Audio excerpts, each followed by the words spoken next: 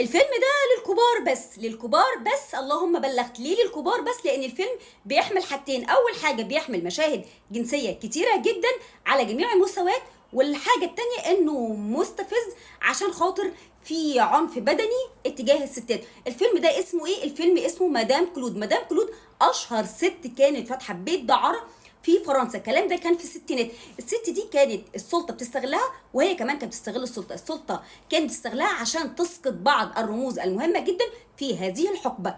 ومدام كلود كانت بتستغل السلطه في ان هي تساعدهم مقابل ان هي تحميهم من العصابات وحاجات، شويه حاجات تانية كده. الفيلم ده زي ما قلت بيحمل حاجتين، مشاهد عنيفه جدا اتجاه الستات، وكمان مشاهد بورنو كتيره جدا.